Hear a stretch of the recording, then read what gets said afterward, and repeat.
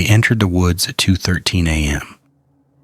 At 2:19, one of them realized the trees were moving. At 2:22, the camera caught something watching them breathe. What they found in those woods was not an animal, and it was never supposed to be seen. This account has been preserved in the Cryptic Archive. There were 4 of them, college students, locals, sure a flashlight and a phone signal meant control. The forest had a name, but no one said it anymore. Maps called it state land. Trail signs still existed, rusted and bent, pointed nowhere. They went in for a rumor. The woods were louder at night, animals wouldn't enter. Compasses spun when you stood still. And the one they pretended not to believe, if you heard someone whisper your name in those trees, it wasn't a person. They laughed. That was their first mistake. The trail disappeared after the first quarter mile. No warning, no marker, just dirt and trees that felt too close together. The air smelled wrong.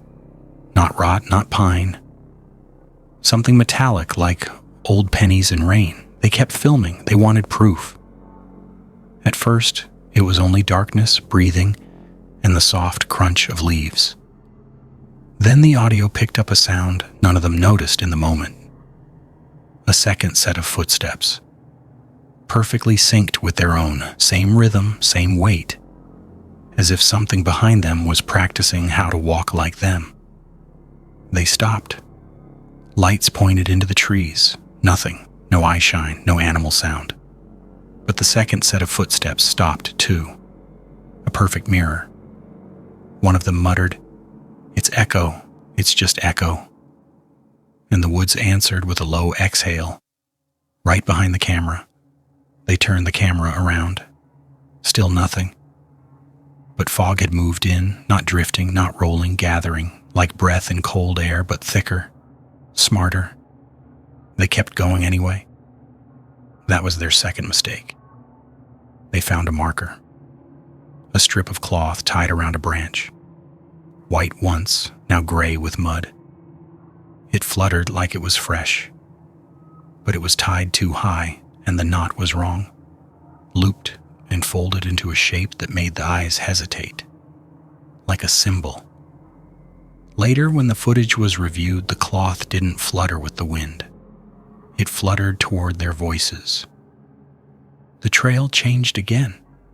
It wasn't a trail anymore. It was a corridor. Trees too straight, too aligned. Branches curved overhead like ribs. Scratches ran down the trunks, deep and vertical, as if something tall had dragged its hands along the bark while passing through. They said nothing for a while after that. They found the deer at the edge of the corridor, standing, not dead, not injured. It didn't blink. Its chest didn't move. Its eyes were wet, like it had just cried. When one of them stepped closer, the deer turned its head too far, neck twisting past where bone should stop.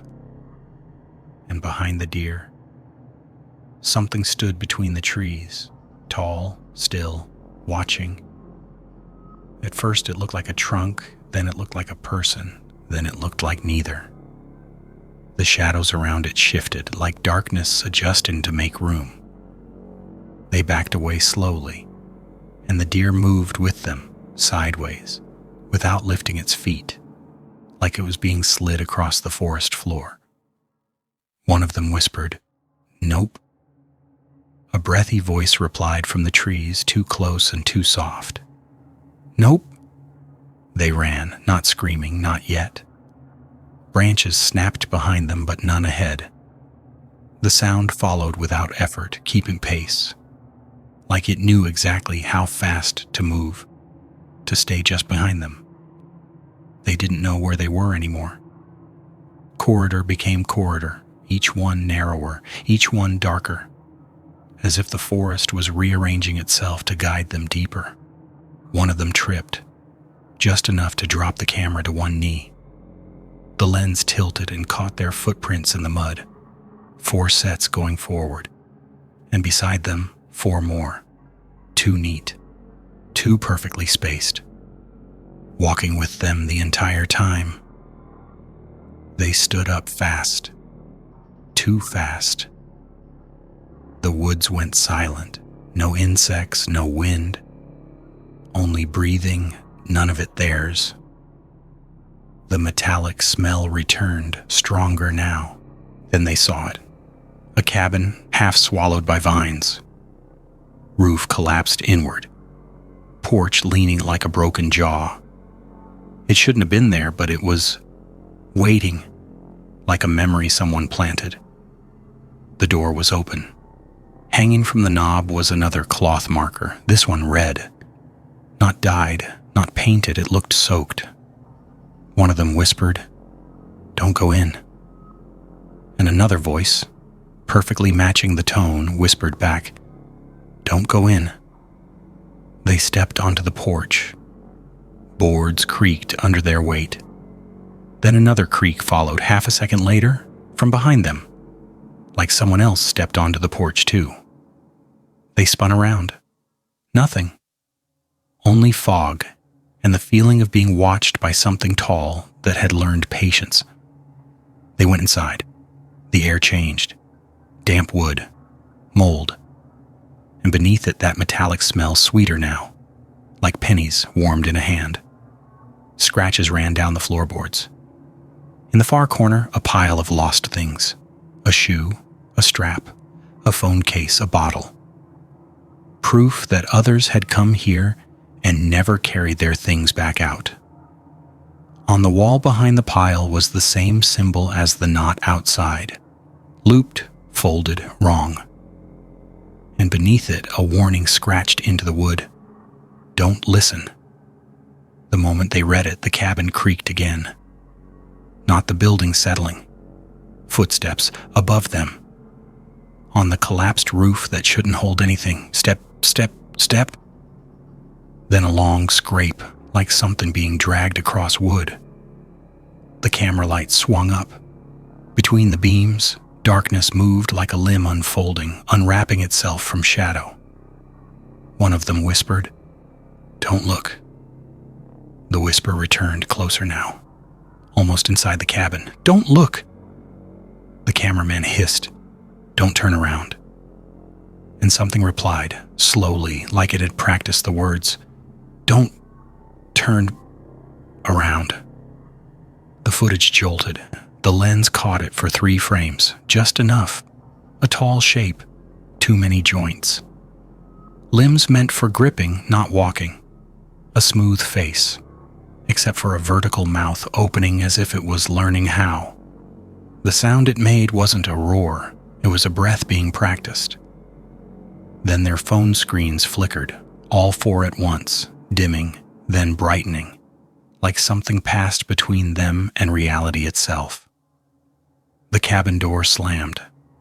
The porch creaked again. Outside, around the cabin, as if the woods had grown feet. They didn't think. They moved. They threw themselves at the door. It opened too easily, and when they burst out, the forest corridor was there again. Waiting.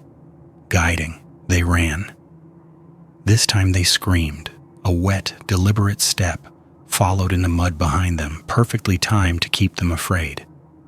One of them tripped. You don't see what happens, but you hear it, a sharp inhale, a choked attempt at speech, and then silence, as if the woods swallowed the rest. The others didn't stop. They couldn't.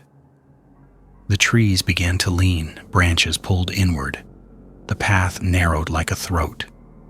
And in the corner of the frame, the tall thing moved without stepping, simply appearing closer, as if distance didn't apply to it the way it applied to them. They burst onto the road. Lights, pavement, safety. They didn't stop until dawn. Only 2 made it out. Authorities searched. They found no trail, no cabin, no red cloth. Just normal woods. 3 days later, someone found the camera placed neatly at the tree line, facing inward, still recording.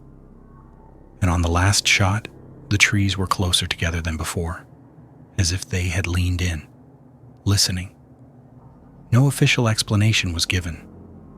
The missing were listed as lost hikers, but the footage was quietly archived, labeled, sealed, buried. This account has now been recorded in the Cryptic Archive,